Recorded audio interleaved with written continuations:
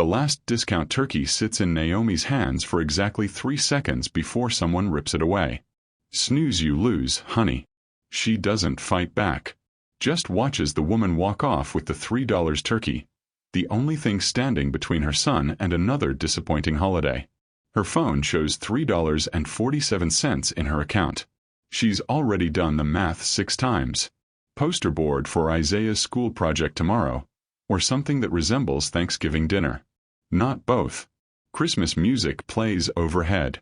Families push overflowing carts past her.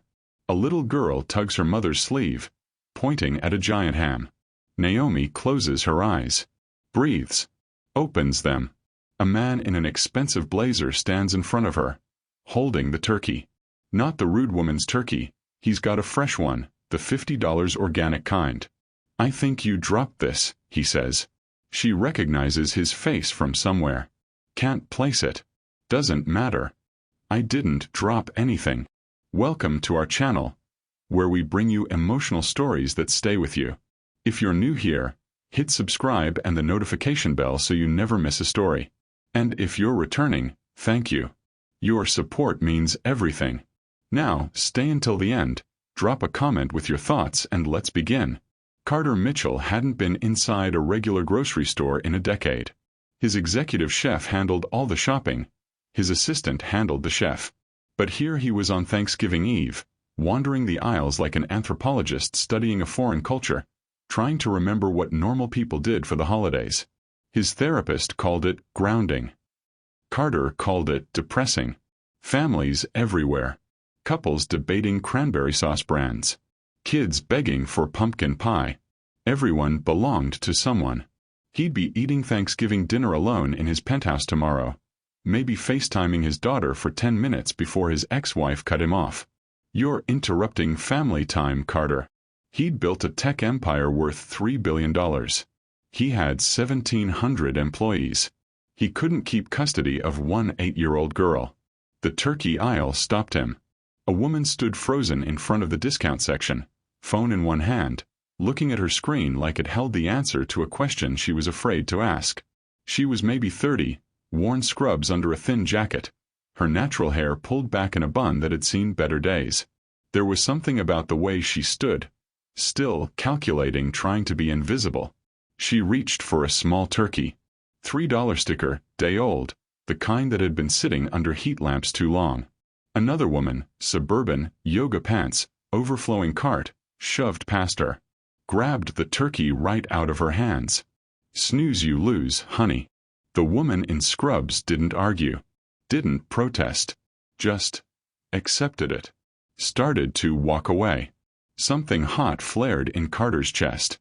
He'd spent all week in board meetings watching people fight over fractions of percentage points. But here was someone who wouldn't fight for her own Thanksgiving dinner. He moved before he thought about it. Excuse me. He approached the yoga pants woman. Pulled out his wallet. I'll give you $50 for that turkey. She blinked at him. Looked at the turkey. Looked at the cash. Shrugged. Sure, weirdo. Carter took the turkey.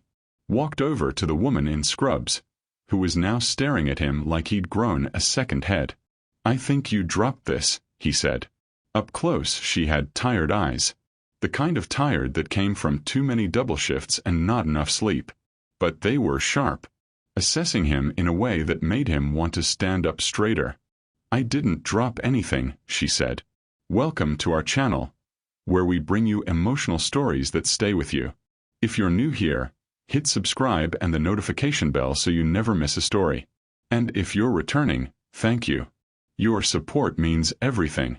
Now, stay until the end, drop a comment with your thoughts, and let's begin. Then consider it an early Christmas present. I don't accept presents from strangers. Her voice was quiet but firm, especially ones who throw money around to feel good about themselves. The words hit like a slap. Carter blinked. When was the last time someone had spoken to him like that? His ex-wife, probably. Right before she left. I wasn't. He stopped. Was that what he was doing? Look. That woman was rude. You were here first. I just evened the odds. She studied him. He felt evaluated, measured, like she could see through the expensive blazer to the lonely man underneath. "Why?" she asked. "Why what? Why do you care?" Carter didn't have a good answer. He glanced at her cart, nearly empty. Poster board, markers, a box of store-brand cereal. She'd been choosing between feeding herself and buying school supplies. "I don't know," he admitted, "but I'm betting you need this turkey more than I need $50. Something shifted in her expression. Not quite softness, but the sharp edges dulled slightly. "Thank you," she said finally. "Took the turkey. I'll pay you back." "You don't have to. I don't take charity." "It's not charity." "Then what is it?" Good question. Carter scrambled for an answer that wasn't condescending. "Call it balancing the universe." Someone was rude. I corrected it. She almost smiled. "Almost. You make a habit of correcting the universe?" "Not usually. I'm better at messing it up." That got a real smile. Small but real.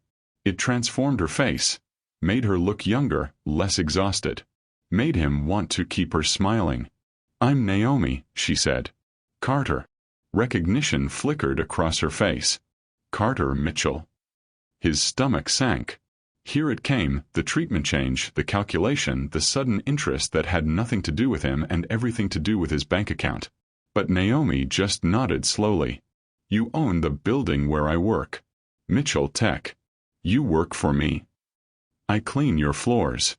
Third shift." She said it without shame, but he heard the challenge underneath. "Go ahead. Judge me." He didn't. Couldn't. He was too busy recalculating everything. This woman he'd been watching, feeling sorry for, was someone who worked in his own building. Someone he'd never seen because he never looked. "I didn't know," he said quietly. "Most people don't. We're invisible by design." Naomi adjusted the turkey in her arms. "Thank you for this. Really. My son has a school project due tomorrow, and I was trying to figure out how to do Thanksgiving and poster board on $3. Your son? Isaiah. He's 9. Home with my neighbor right now."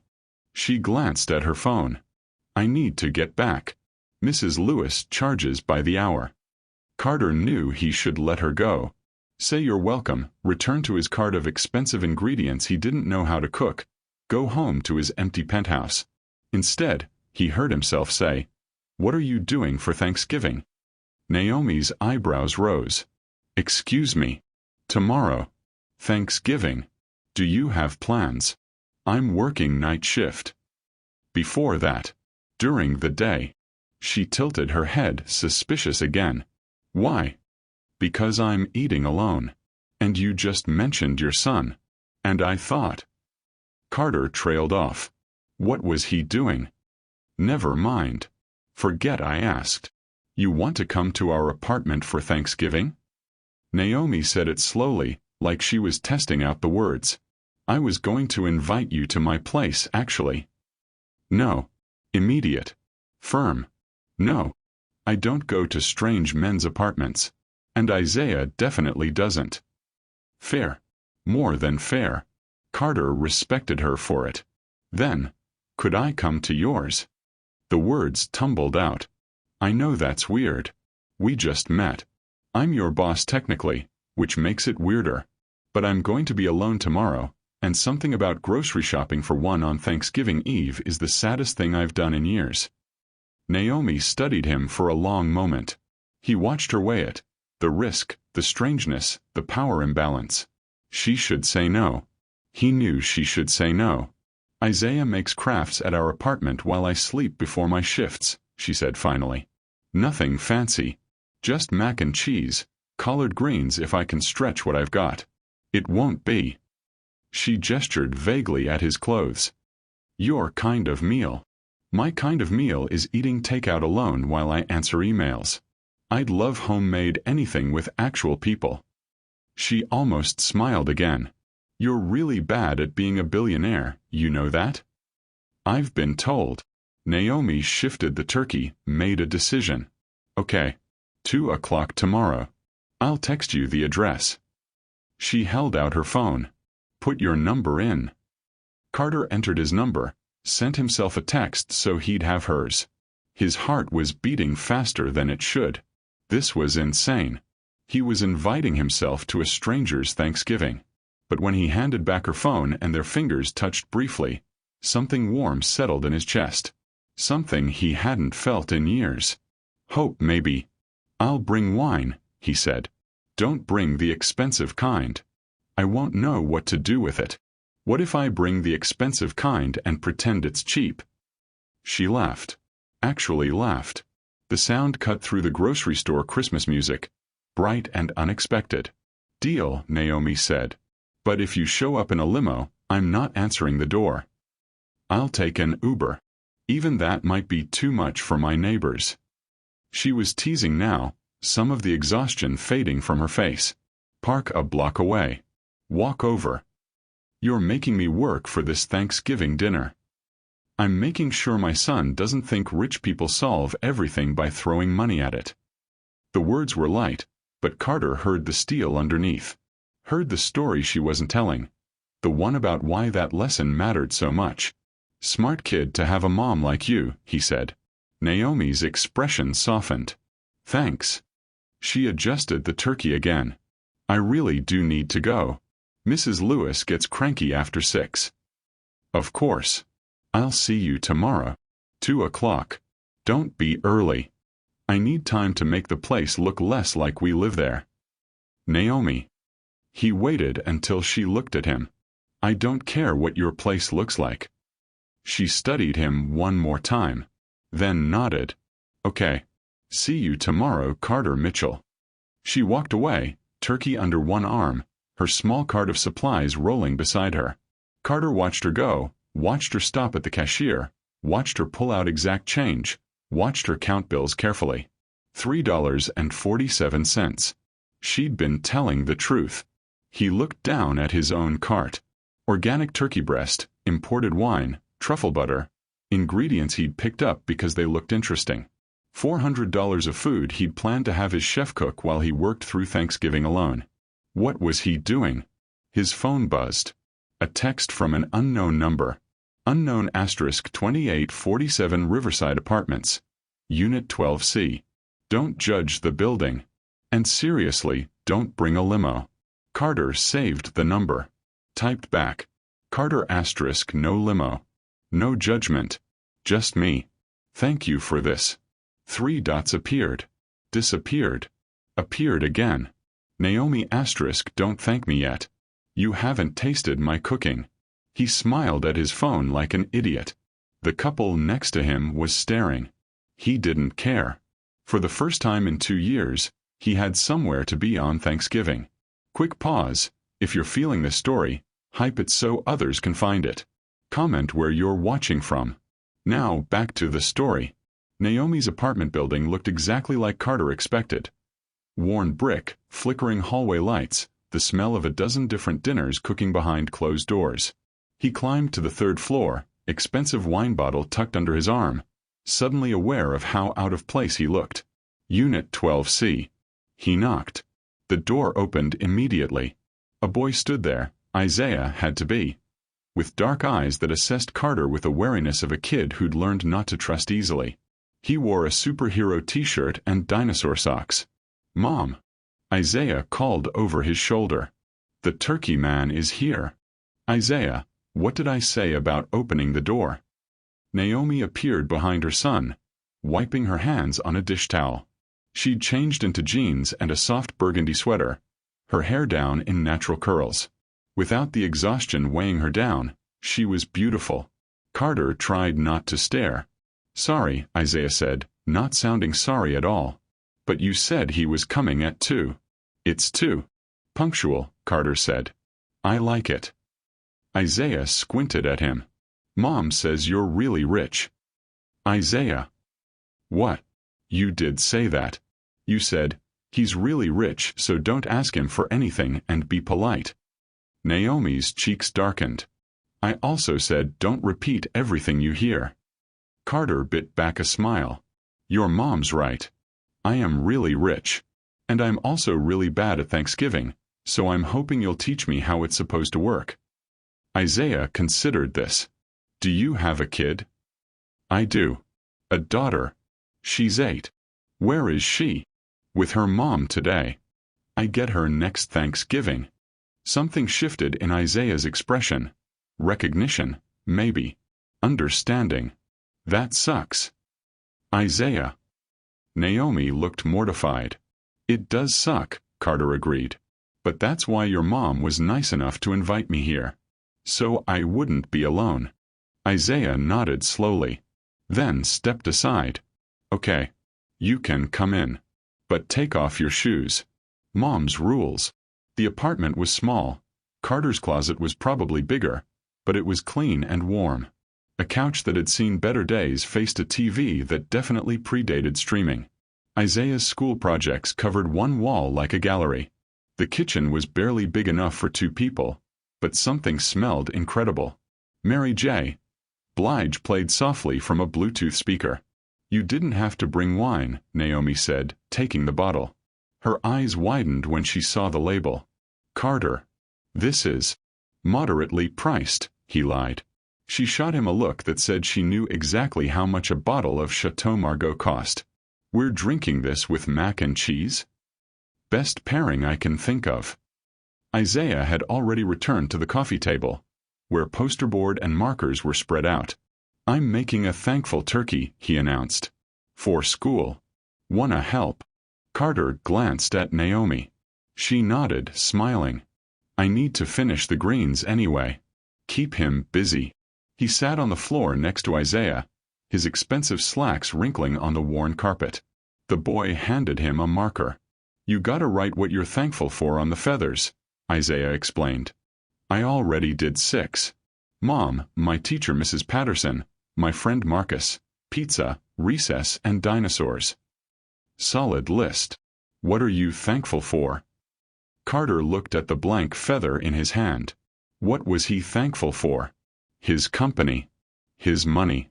Both felt hollow sitting in this small apartment that somehow felt more like home than his penthouse ever had. Being here today, he wrote finally. Isaiah read it over his shoulder. That's kinda cheesy. Isaiah. Naomi called from the kitchen. But I like it, Isaiah added quickly. It's nice cheesy. Not embarrassing cheesy. High praise, Carter said. They worked in comfortable silence, the sounds of Naomi cooking filling the apartment. Carter watched her move around the tiny kitchen. Efficient, practiced, making magic out of almost nothing. The collard greens simmered with ham hocks she'd clearly been saving. The mac and cheese went into the oven. 3 kinds of cheese mixed with evaporated milk. Sweet potato casserole topped with pecans. Cornbread cooling on the counter. Your mom's an amazing cook, Carter said quietly. Isaiah shrugged. She used to cook fancy stuff when we lived in the big house with Dad. Now she just makes regular food. The casual revelation hit Carter in the chest. There was a whole story there. A big house, a dad, a life before this small apartment. Regular food is the best kind, Carter said. That's what Mom says. Isaiah picked up a green marker. You really have a daughter? Really. Her name's Emma. Do you miss her? Every day. Why doesn't she live with you? Carter set down his marker. Because I worked too much. I thought providing for her meant making money, building the company. I didn't realize what she actually needed was me showing up. Isaiah processed this with the seriousness of someone twice his age. Mom shows up. Even when she's tired. I can tell. Are you gonna show up now? For your daughter. The question, asked so plainly by a 9-year-old, cut deeper than any therapist's probing. Carter met Isaiah's eyes. I'm trying to learn how. Isaiah nodded. Handed him another feather. Then you should write that one down too. Dinner was chaos in the best way. The small table barely fit 3 people, their elbows bumping as they passed dishes. The food was incredible. The greens smoky and tender, the mac and cheese creamy and sharp, the turkey perfectly seasoned. Carter couldn't remember the last time he'd tasted anything this good. This is better than any restaurant I've been to, he said. Naomi laughed. You're just being nice. I'm not. I'm serious. He took another bite of dressing. Where'd you learn to cook like this? My grandmother. Sunday dinners at her house in South Carolina. She said if you can't put love in the food, don't bother cooking. There's definitely love in this food. She smiled softer this time. Thank you. Isaiah was telling a story about his friend who'd brought live crickets to school, talking with his hands, barely eating. Carter found himself laughing, really laughing, for the first time in months. The parade played on the small TV. They debated which balloon was best. Isaiah insisted on the dinosaur. Naomi argued for Snoopy. Carter sided with Isaiah, earning a high five. After dinner, Isaiah fell asleep on the couch, full and happy. Naomi covered him with a blanket, brushed his forehead with a kiss. Carter helped with dishes in the tiny kitchen. Their shoulders brushed as they worked. Thank you for today, he said quietly. I know it was weird inviting myself over. It was weird, Naomi agreed. But good weird. Isaiah needed. He needed to see that men can show up. That they can be kind without wanting something. His dad doesn't show up. Her jaw tightened. His dad destroyed our credit, emptied our accounts, and disappeared 3 years ago. Last I heard he was in Florida with his new girlfriend. Isaiah hasn't seen him since he was 6. Carter set down the plate he was washing. I'm sorry. Don't be. We're better without him. She scrubbed a pot harder than necessary. I was an accountant. Had a good job, good credit, good life. Then I married someone who turned out to be really good at lying. By the time I realized what he was doing, everything was gone. My reputation, my career, my savings. No one would hire me after the financial irregularities came out, even though I wasn't involved. So I take what I can get. You're still an accountant, Carter said. You're just cleaning floors temporarily. Temporarily going on 3 years. Naomi. He waited until she looked at him. Come interview for my accounting department. No. Why not? Because I don't want a job because you feel bad for me. Or because we ate Thanksgiving together. Or because you want to. She stopped. Want to what? She met his eyes. Want to fix me. I'm not broken, Carter. I'm surviving. There's a difference. He saw himself reflected in her assessment. She was right. He'd been doing exactly that. Trying to fix something to avoid looking at what was broken in himself. You're right, he said. I'm sorry. She blinked, surprised. Oh. But for what it's worth. If you ever did want to interview, not as charity but because you're qualified, I'd make sure it was fair. Blind resume review, panel interview, the whole thing. You'd earn it or not on your own merit. Naomi studied him. You mean that? I do. She nodded slowly. I'll think about it. They finished dishes in silence. When the kitchen was clean, Carter knew he should leave. It was getting late. Naomi had to sleep before her night shift. But he didn't want to go. Can I ask you something? Naomi said, drying her hands. Anything. Why are you really here? And don't say it's about the turkey. You could have had Thanksgiving anywhere. Done anything. Why a stranger's apartment? Carter thought about lying. Making it sound noble. But she'd called him on his bullshit once already today. Because I'm lonely, he admitted. Because I built this empire and lost everything that mattered. Because my ex-wife was right. I am married to my work. Because my daughter barely knows me. Because when I saw you in that grocery store, you reminded me that there are real people with real problems, and I've been so disconnected I didn't even see the woman who cleans my office every night. He took a breath. And because talking to you for 5 minutes in a grocery store felt more real than anything I've done in 2 years. Naomi's expression softened. That's honest. You asked. I did. She smiled. Thank you for being here, Carter. Isaiah loved having you. And I did too. His heart kicked against his ribs. Can I come back sometime? To the apartment? Or just see you? Maybe grab coffee when you're not working. She hesitated. He saw her calculating the risk, the complications, the impossibility of what he was suggesting. I work thirds, she said finally. I'm free around 9 in the morning, after I drop Isaiah at school. 9 works. There's a diner on 5th. Nothing fancy. Perfect. Naomi walked him to the door. In the dim hallway light, she looked younger, less guarded. Happy Thanksgiving, Carter. Happy Thanksgiving, Naomi. He left before he could do something stupid like kiss her. But walking to his car, checking his phone and seeing a text from her already. Thank you for today, He felt something shift. Purpose, maybe. Or the beginning of belonging. Carter started staying late at the office. Not because of work, because of Naomi. She cleaned his floor at 2 a.m. He'd make an excuse to be there, reviewing reports that didn't need reviewing, taking calls from Tokyo that could have waited. Really, he was waiting to hear the cleaning cartwheels in the hallway. You're here late again, she said the third night, appearing in his doorway. Big project. Must be. You've been here every night this week. He set down his pen. Is that a problem? No. She wheeled her cart in, started emptying his trash. Just noticing. They'd had coffee twice since Thanksgiving. Both times at the diner on 5th, sitting in a booth with cracked vinyl seats, drinking coffee that cost $1.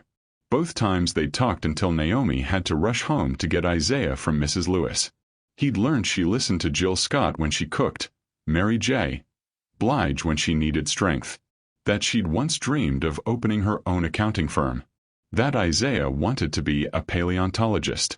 That she took the bus everywhere because her car died last year and she couldn't afford to fix it. She'd learned he had joint custody of Emma every other weekend but barely knew what to do with her anymore. That he'd sold his company for $3 billion but couldn't remember the last time he'd felt proud of something. That his ex-wife had left because living with you is like living with a ghost. Tell me about your day, he said now, watching her work. Naomi raised an eyebrow. My day. I slept until 2, picked up Isaiah, helped with homework, made dinner, slept again, and came here to clean your office. Thrilling stuff. What did you make for dinner? Spaghetti. From a box. Isaiah's favorite. She paused, looking at him. How'd you know? He mentioned it on Thanksgiving. Said your spaghetti is better than anyone's. Something shifted in her expression. You remembered that? I remember everything you tell me. The air between them changed. Charged. Naomi looked away first, back to her cleaning. You should go home, Carter. It's after 2. I like talking to you. Your girlfriend must love that. No girlfriend. Not for a long time. Boyfriend. He smiled. No boyfriend either. Just no one. You. Do I look like I have time for dating? She moved to dust his bookshelf.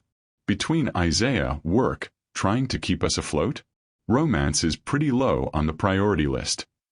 That's sad. That's practical. Can't it be both? She shot him a look. What are you doing, Carter? What do you mean? This. The late nights. The coffee. The attention. What are you doing? He should have had an answer ready. He'd been asking himself the same question for 2 weeks. Getting to know you, he tried. Why? Because I like you. You like me. She said it flat. Skeptical. The billionaire likes the custodian. That's a thing that happens. When you say it like that. How else should I say it? She set down her duster, faced him fully. You're my boss. You have more money than I'll see in 10 lifetimes. You live in a different world. So when you show up here night after night, when you buy me coffee and remember what my son said 3 weeks ago, I have to ask, what do you want from me? The question was fair. The distrust in her voice was fair. Everything about her caution was earned. I want to keep talking to you, Carter said carefully. I want to have coffee at that diner with the terrible vinyl booths. I want to hear about Isaiah's day and what you're listening to and whether you're still thinking about that accounting job. I want. He stopped. Started again. I want to know someone who sees me as a person, not a bank account. Naomi's expression softened slightly. Carter. I know how it sounds. I know the optics are terrible. You work for me, I have all the power, it's a recipe for disaster. But talking to you is the only time I feel like myself anymore. The only time I'm not performing. She studied him for a long moment. You're lonely. Desperately. That doesn't mean this is a good idea. I know. It especially doesn't mean you should fixate on the first woman who was nice to you. You weren't even that nice. You called me out in the grocery store. She almost smiled. Fair. Naomi. He stood, walked closer. Not too close. Respectful distance. I'm not trying to buy you or fix you or make you my project. I'm trying to figure out if maybe we could be friends. Real friends. And if that turns into something else someday, we'll deal with it then. But right now I don't want to stop talking to you. She crossed her arms. Friends. Friends. Friends don't make me nervous when they look at me the way you're looking at me right now. How am I looking at you? Like I'm something precious. His breath caught. Maybe you are. See, that's the problem. You can't say things like that and pretend we're just friends. What if I can't help it? Then you need to try harder. But her voice was softer now. Less defensive. I can't do this, Carter. Even if I wanted to. You're my boss. You have all the power. If this goes wrong, I lose everything. Again. I can't. Her voice cracked. I can't do that to Isaiah. Not again. Carter saw it then, the fear underneath the caution. She wasn't protecting herself. She was protecting her son. You're right, he said quietly. I'm sorry. I shouldn't have pushed. Naomi nodded. Picked up her duster. I should finish your floor. Yeah. He sat back down at his desk. Tried to focus on his computer. Felt her moving around the office. Putting distance between them. She was almost done when she spoke again. The diner on 5th. Saturday morning. 9 o'clock. He looked up. You sure? No. But Isaiah keeps asking about you. And I. She took a breath. I like talking to you too. So, coffee. As friends. With very clear boundaries. Very clear boundaries, Carter agreed. I mean it. I know you do. She nodded. Wheeled her cart toward the door. Stopped. Looked back. For what it's worth. You're getting better at this. Showing up. Being present. Your daughter's lucky. She left before he could respond. Carter sat in his empty office, staring at the space where she'd been, feeling something dangerous taking root in his chest. Saturday morning came cold and bright. Carter got to the diner at 8:45, too eager, ordered coffee and forced himself to wait. Naomi walked in at 9 exactly. No makeup, hair in a messy bun, wearing jeans and an old sweater. She looked beautiful. Sorry, she said, sliding into the booth. Bus was late. You took the bus? How else would I get here? I could have picked you up. And have my neighbors see you pull up? No thanks. She ordered coffee from the waitress who knew her by name. Besides, clear boundaries, remember. Right. They fell into easy conversation.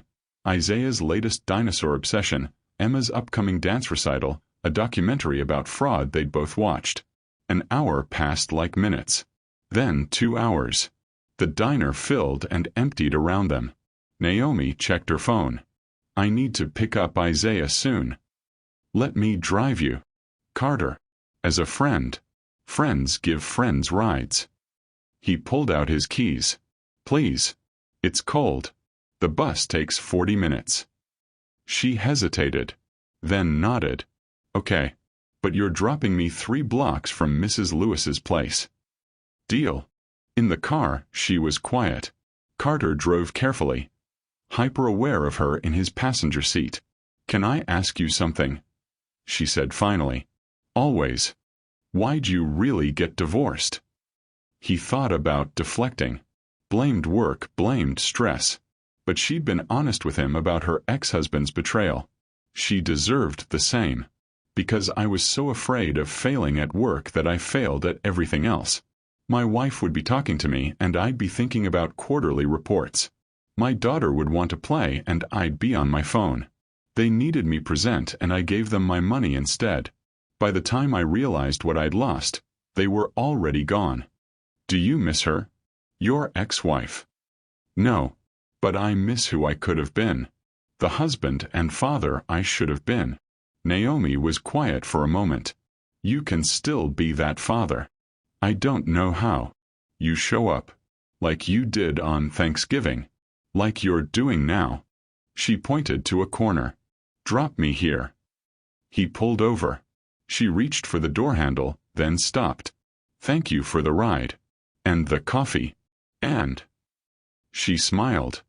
For being a good friend. Naomi. His phone rang. Emma's name on the screen. He answered automatically. Daddy. His daughter's voice, small and scared. Mommy's really mad. Can you come get me? Please. Carter's chest tightened.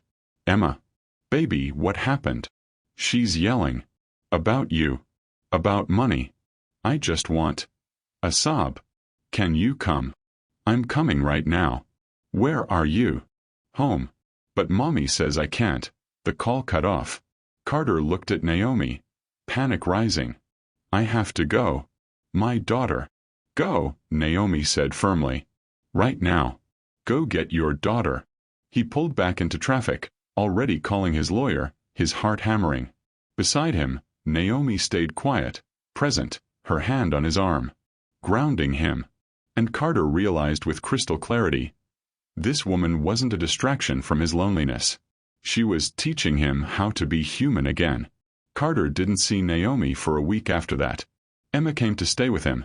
Emergency custody arrangement while his ex-wife dealt with what his lawyer carefully called personal issues. His daughter cried herself to sleep the first 3 nights.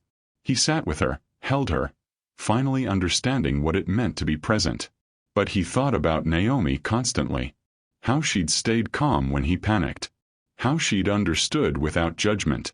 How she'd squeezed his arm and said, "Go be her father." He texted her updates. Carter * Emma's here. She's okay.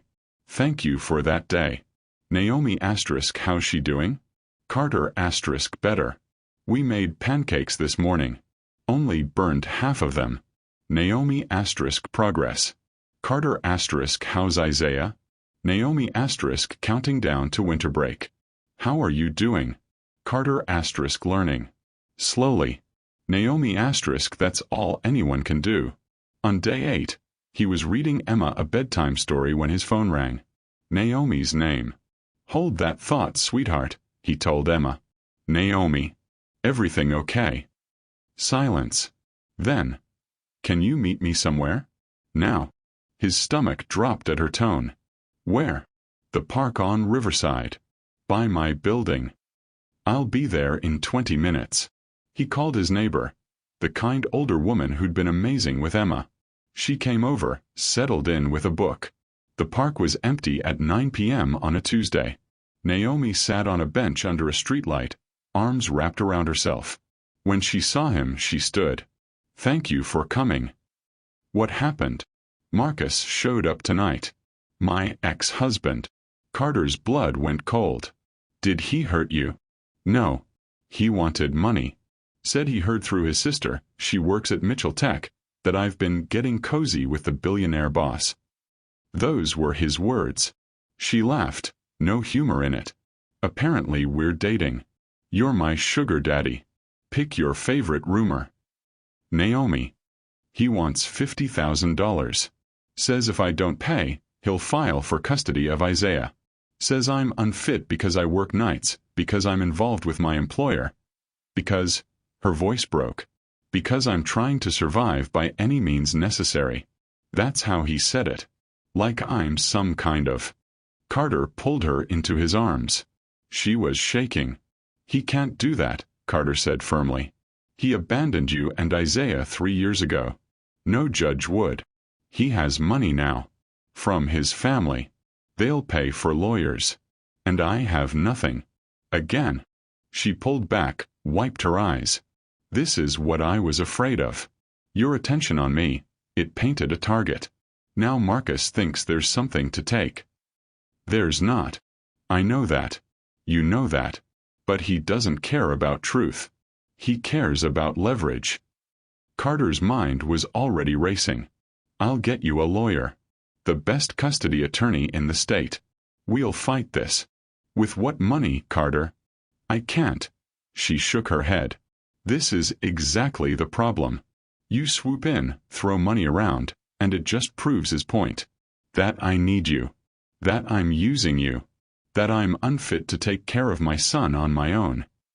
"That's not." "It is. Don't you see? The second you get involved, it looks like I can't handle my own life. Like I need a rich man to save me." Tears streamed down her face. "I can't let him take Isaiah. But I can't take your help either. I'm trapped." Carter felt his own helplessness rising. She was right. Every instinct told him to fix this, to hire lawyers and investigators and make Marcus disappear. But that would only prove her point. "What do you want me to do?" he asked quietly. "Nothing. Stay away. Let me handle this on my own. Naomi." "I mean it." She stepped back, putting distance between them. "Whatever this is between us, it's over. It has to be. For Isaiah's sake. You're not doing this alone. Watch me." She turned to walk away. Carter grabbed her hand. "Listen to me. You're right, I can't swoop in and fix this. But I can give you information. Resources. Names of lawyers who do pro bono custody work. Evidence that might help your case. Things Marcus doesn't know I have access to." "Carter, I had my team run a background check on Marcus the day after Thanksgiving." He saw her expression shift. "I know. It's invasive.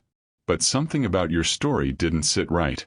A man who disappears for 3 years doesn't just show up asking for money unless there's more to it." Naomi's eyes widened. "What did you find?" "He has a girlfriend. Christina Valdez. She's filed 2 domestic violence complaints against him in the past 18 months. Both dismissed because she wouldn't press charges. He has gambling debts. $60,000 to various casinos in Atlantic City. His family isn't giving him money. They cut him off after the last incident." "How do you?" "Because I'm a billionaire with resources. And I was worried about you and Isaiah." He pulled out his phone, showed her the file. "I wasn't going to tell you unless you needed it. But you need it." Naomi stared at the information, her hands shaking. "This is evidence that Marcus isn't filing for custody because he wants his son. He's doing it to extort you. To scare you into giving him money you don't have. I still can't afford a lawyer. The lawyers I'm recommending don't care about your ability to pay. They care about cases where children are being used as leverage. Give them this information. Let them take your case. Not because I'm paying, because your case is exactly what they do." She looked up at him, tears still streaming. "Why are you doing this?" "Because you're not alone. Even if you think you have to be. If I take this information, Marcus will know someone helped me. He'll know it was you. Let him know. Let him see that you have people in your corner. That threatening you was a mistake." Naomi wiped her face, straightened her spine. Carter watched her transform from scared to determined. "Okay," she said. "Give me the names. The information. Everything." He forwarded it all to her phone. "The top lawyer on that list. Rebecca Chen. She's the best. Doesn't lose custody cases. Especially ones involving abusive exes." "Thank you." Naomi looked at him. "But after this, after the custody thing is settled, we can't see each other anymore." His chest ached. "Naomi. I mean it. You've been so kind.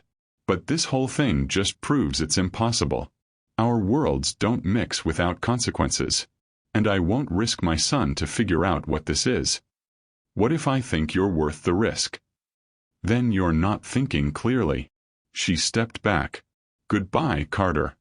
This time when she walked away, he let her go. 3 days later, Marcus withdrew his custody filing.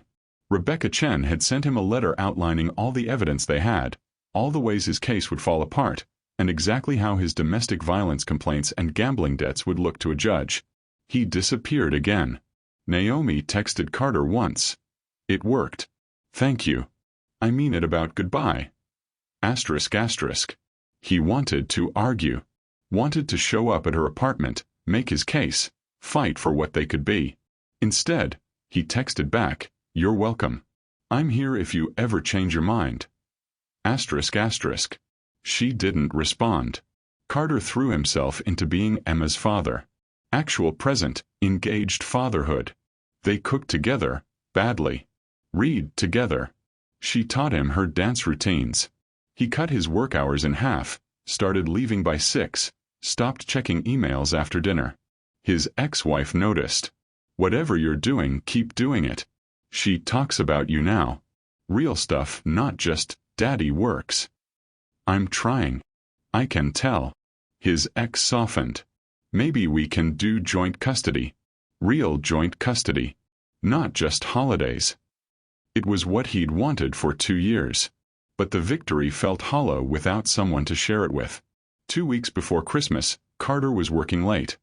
Old habits dying hard, when his office door opened at 2 a.m. Naomi stood there, cleaning cart forgotten in the hallway. "You're still here," she said. "Can't seem to break the habit completely. How's Emma?" "Good. Better. We made cookies yesterday. The kitchen's still recovering." Naomi smiled. "And you? How are you?" "Honestly, miserable." "Carter. I know. Clear boundaries. Your son comes first. Our worlds don't mix. I get it." He set down his pen. "But I miss you. I miss talking to you. I miss the way you call me out when I'm being an entitled idiot. I miss." He stopped. "I just miss you." She stood in the doorway, something working across her face. "Isaiah keeps asking about you," she said finally. "Wants to know why the turkey man doesn't visit anymore." "What do you tell him?" "That you're busy. That grown-up friendships are complicated. That," she took a breath, "that I'm scared." "Of what?" "Of this. Of you. Of wanting something I can't afford to lose." She stepped into the office. "Marcus coming back reminded me that I can't protect Isaiah if I'm distracted. That every choice I make affects him. That I can't." "Can't what?"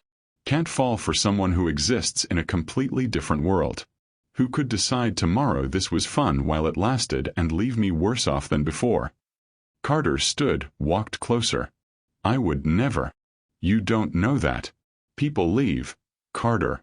They get bored, they move on, they find someone easier. And I can't let Isaiah get attached to someone who might disappear." "I'm not going anywhere." "You say that now. I mean it forever." Naomi's eyes filled. Don't make promises you can't keep. Then let me prove it. Not with money or grand gestures. Just with showing up. Day after day. Being boring and consistent and present. Let me prove that I'm not going anywhere. And if it doesn't work? If we're too different? Then at least we tried. At least we didn't throw away something real because we were scared. She looked at him for a long moment. Then nodded slowly. "Okay. Okay. Okay. But we do this my way. Slow. Careful. With Isaiah's well-being first. Always. Whatever you need. And if you hurt him, if you disappear or get bored or decide this isn't worth it." "I won't. Promise me." Carter crossed the space between them, took her hands. "I promise. I will show up. I will be present. I will prove to you and Isaiah that when I commit to something, I don't walk away." Naomi's tears spilled over. "Why do you even want this? It's so complicated. Because you make me want to be better. Because Isaiah reminds me what matters. Because talking to you is the only time I feel like I'm finally living instead of just existing." She kissed him then.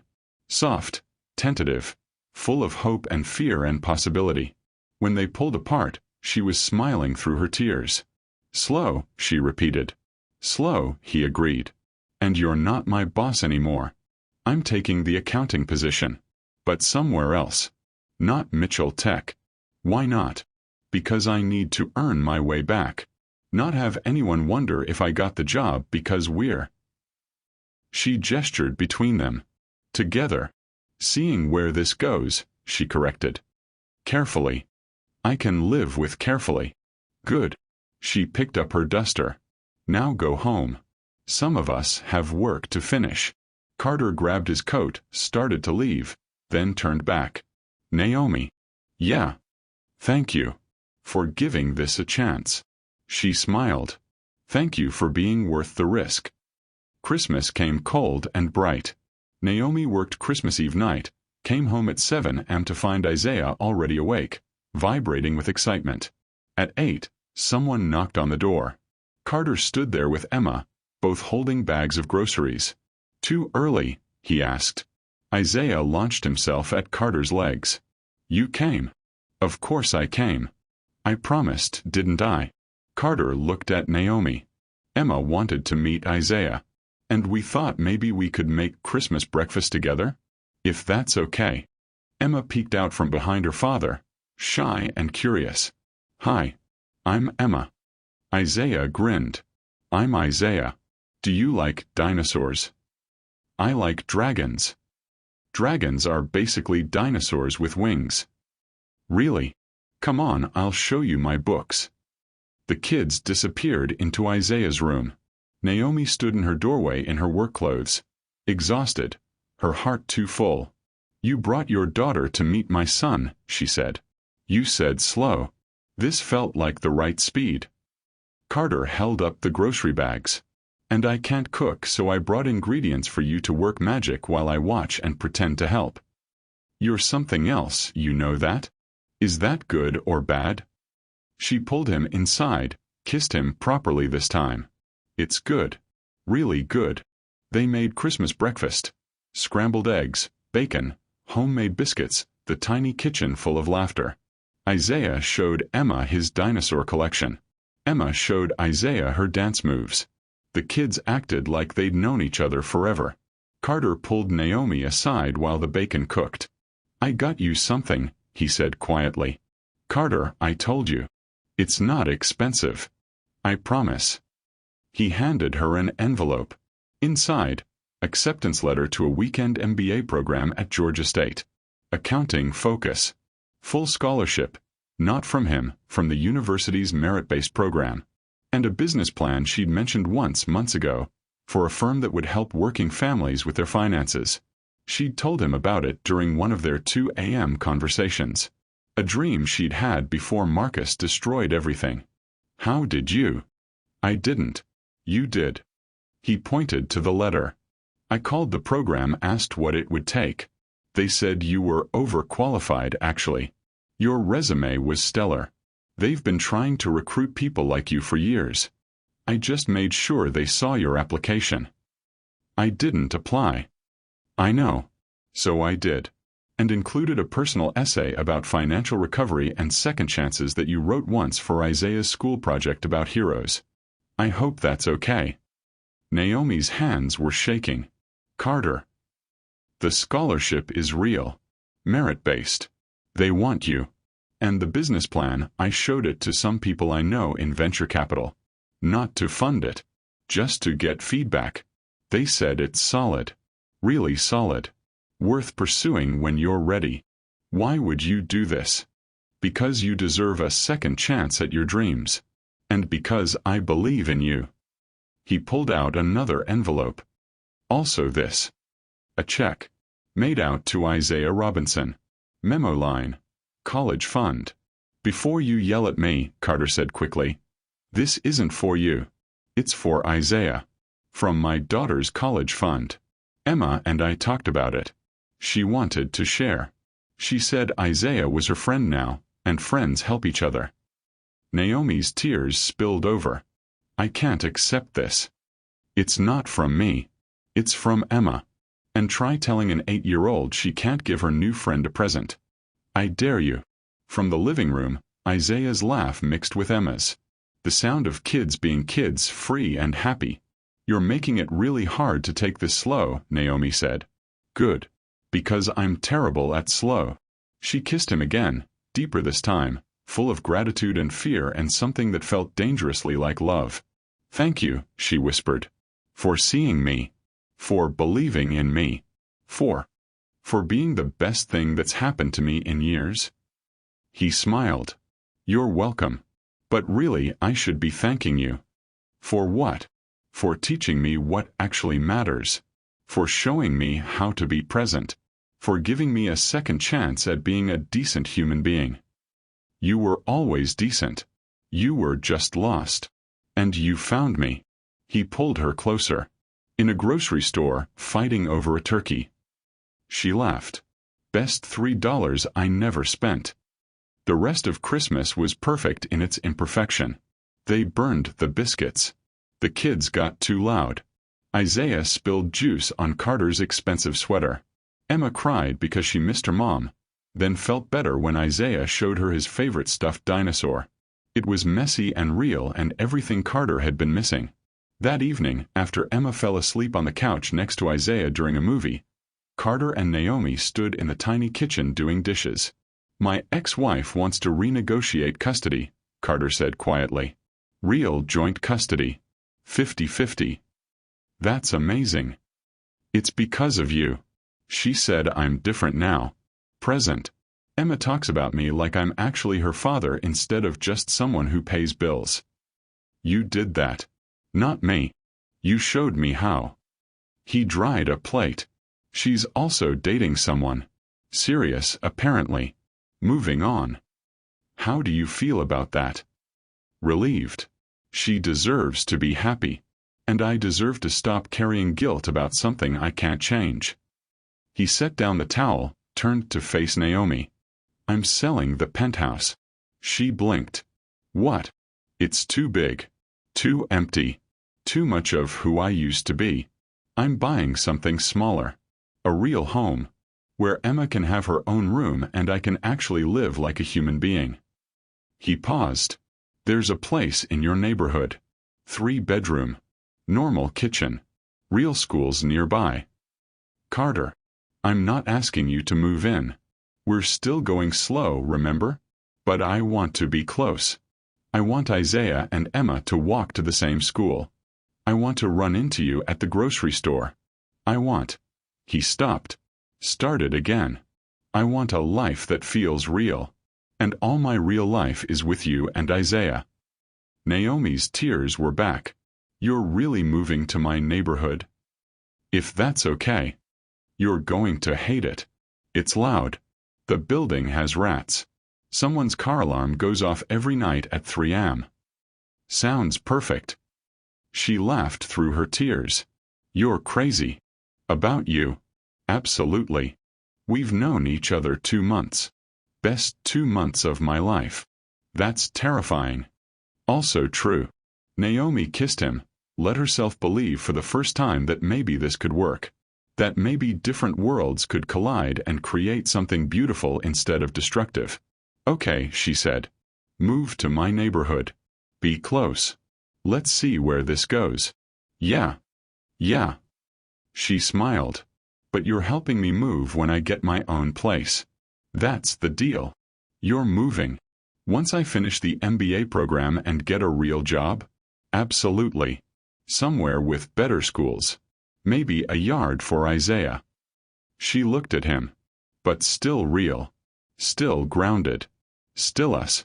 Still us, Carter echoed. I like the sound of that. From the living room, Isaiah called out. Mom. Mr. Carter. Come watch. It's the best part. They walked back together, squeezed onto the couch with their kids, and watched a movie Carter had seen 100 times but never really saw until now. Because he was present. Finally. Actually living. 3 days after Christmas, Marcus showed up at Naomi's apartment one more time. She opened the door, found him on the step, looking rough. Desperate. I need money, Naomi. Real money. The guys I owe, they're not playing around anymore. No. What? I said no.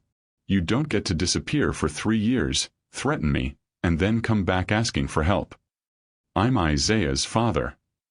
You're a man who donated DNA. That's all. Now leave before I call the police. Marcus's face darkened. You think your billionaire boyfriend scares me? He should. But more importantly, I scare me. Because I spent 3 years being afraid of you. Letting you control my life even after you left. And I'm done. She pulled out her phone, showed him the restraining order paperwork. This is filed and ready. One more visit, one more threat, and you'll never see Isaiah again. Legally. You can't. Watch me. I've got a lawyer now. A good one. And evidence of every terrible thing you've done. So unless you want your family to know about Christina's hospital visits and your gambling debts, I suggest you walk away and never come back. Marcus stared at her, seeing for the first time the woman she'd become. Not the frightened victim he'd left behind. Someone stronger. You've changed, he said finally. I survived you. That changes a person. He left.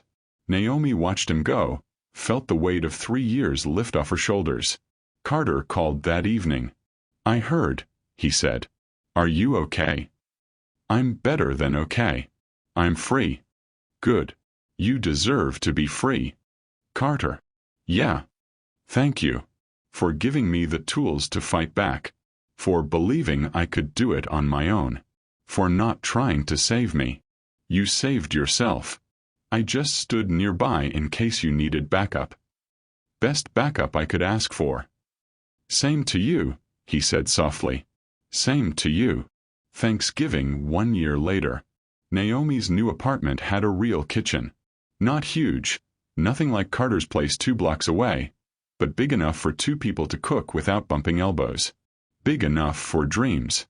She stood at the stove, stirring collard greens, Mary J. Blige playing from the speaker. The MBA program was almost done. She'd aced every class. Already had job offers from 3 firms. But the one she wanted most was the one she was building herself. Robinson Financial Services.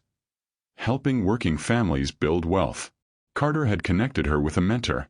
Not funding, just guidance. Everything else was hers. The business plan, the market research, the first 5 clients who'd trusted her with their money. She was doing it. Actually doing it. The door opened. Isaiah and Emma burst in, covered in snow from playing outside. Mom, Dad said we could build a snowman in the courtyard. Isaiah's cheeks were red from cold and happiness. After dinner, Naomi said. And take off those wet boots. Carter followed the kids in, carrying grocery bags. They'd gone to the same store where they'd met last Thanksgiving Eve. Had stood in the same turkey aisle, remembering. Got everything? Naomi asked. Everything. Including the expensive wine I'm pretending is cheap. Our tradition. Our tradition, he agreed, kissing her. They'd been together officially for 10 months. Taking it slow hadn't lasted long. Not when it felt this right. But they'd kept their promise. Isaiah and Emma came first. Always. Carter had joint custody now. Emma spent half her time at his new place. Half with her mother. The kids went to the same school, had sleepovers, fought like siblings, made up like siblings. Became a family without anyone formally declaring it. How many people are we expecting? Carter asked, unpacking groceries. 8.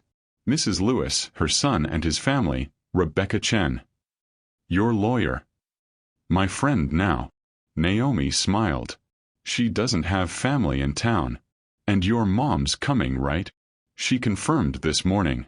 Very excited to meet the woman who fixed me. Carter made air quotes. Her words, not mine. I didn't fix you. No. You just showed me I was worth fixing. The doorbell rang. People arrived in waves. Mrs. Lewis with her famous sweet potato pie, Rebecca with wine, Carter's mother with flowers and curiosity. The small apartment filled with voices, laughter, the smell of good food.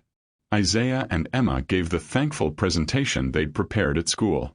Isaiah was thankful for dinosaurs, Emma, and Mom's boyfriend who's actually cool. Emma was thankful for dance class, Isaiah, and having 2 Thanksgivings now. Carter caught Naomi's eye across the room. She smiled.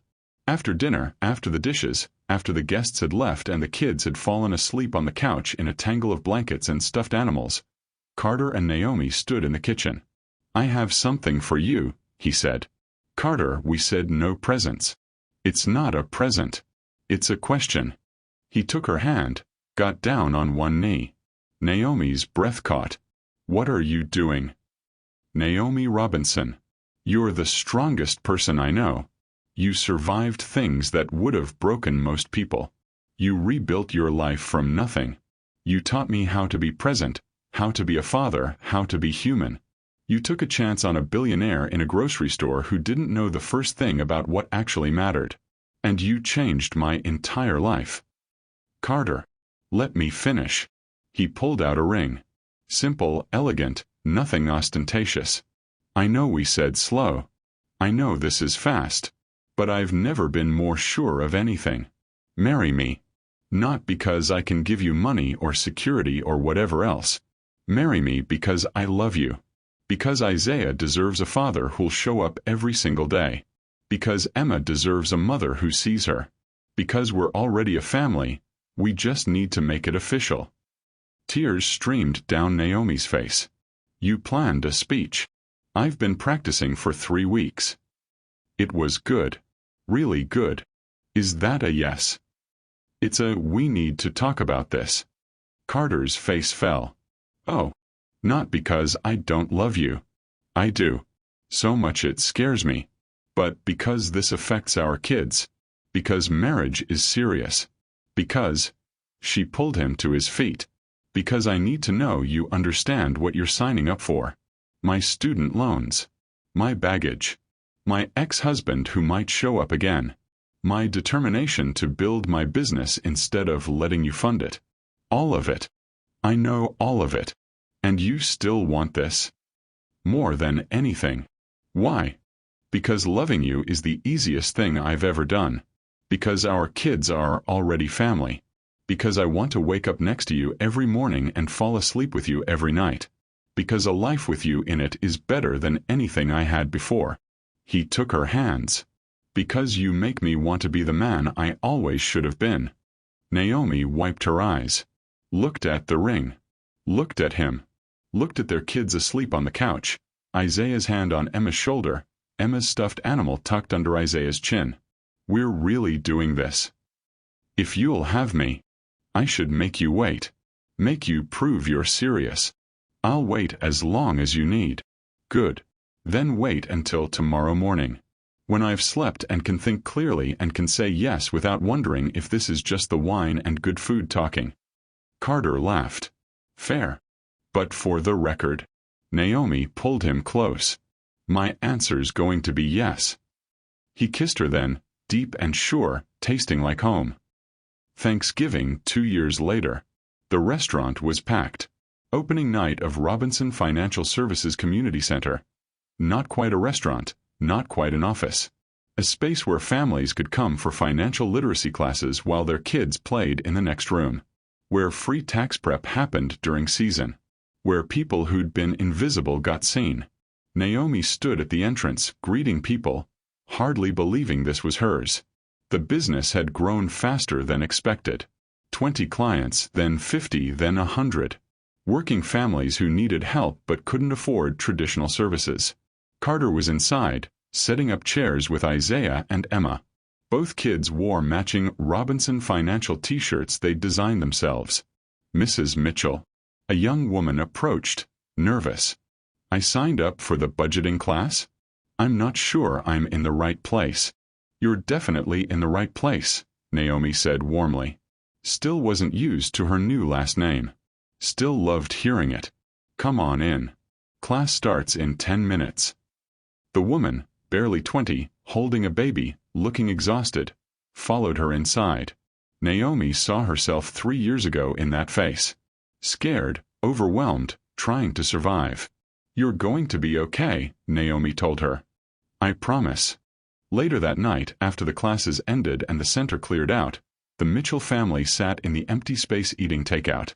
"This place is cool, Mom," Isaiah said through a mouthful of lo mein. "Are you going to teach me about money?" "Absolutely. You're starting a savings account next week." "Can I save for a trip to see actual dinosaur fossils?" "That's exactly what savings are for."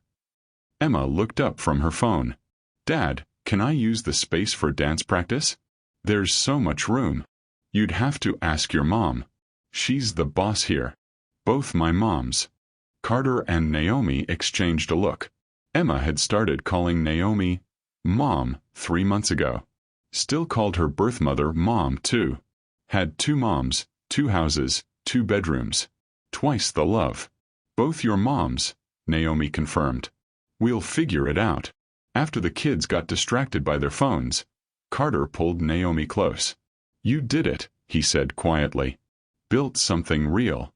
Something that matters. We did it. You believed in me when I didn't believe in myself." "No. I just saw what was always there." Naomi looked around the center, her center, and felt something settle in her chest. Peace, maybe. Or purpose. "Remember when we met?" she asked. "In that grocery store? I had $3. You had everything. I thought our worlds couldn't possibly mix. And now I know different worlds don't have to stay separate. They can collide and create something beautiful. Something neither world could have built alone. Like us. Like us." She kissed him. "Thank you for fighting over that turkey with me. Best $3 I ever spent." "You spent $50. Worth every penny." Isaiah looked up from his phone. "Are you guys being gross and romantic again?" "Yes," they said in unison. "Ugh. Fine. But can we get ice cream after?" "It's Thanksgiving," Naomi protested. "Exactly. We should be thankful for ice cream." Carter laughed. Kids got a point. So they went for ice cream, the 4 of them, a family built from 2 broken pieces, walking through their neighborhood under streetlights, belonging to each other. Naomi thought about the woman she'd been 2 years ago, standing in a grocery store with $3, trying to choose between dignity and survival, never imagining that letting someone help would lead here, to a business that mattered, to kids who were thriving, to a man who chose her every single day, to a life that felt full instead of empty. She'd survived. She'd rebuilt. She'd won. And the best part, she'd done it on her terms. With help, yes. With support, absolutely. But also with her own strength, her own vision, her own refusal to stay invisible. "Hey," Carter said softly, squeezing her hand. "Where'd you go?" "Just thinking. About how grateful I am. For all of it. Even the hard parts that led here." "Me too." "Carter." "Yeah. I love you." "I love you too." He smiled. "Now come on. Our kids are about to start a debate about which ice cream flavor is objectively best. There's no such thing as objectively best ice cream. Try telling them that." They caught up to Isaiah and Emma, who were indeed arguing. Dinosaur tracks versus birthday cake, a debate for the ages. And Naomi thought, This is what I was fighting for. Not perfection. Not rescue. Not escape. Just this. Real love. Real family. Real life. Everything she'd ever needed. What would you rate this story? Drop 0 to 10 in the comments right now. If this story moved you, hit subscribe for more emotional journeys every day. And if it truly touched your heart, consider leaving a super thanks. Your support helps us create more stories like this. Every contribution, big or small, means the world. Ready for the next story? It's even more dramatic than this one. Click now. Thank you for being part of this journey.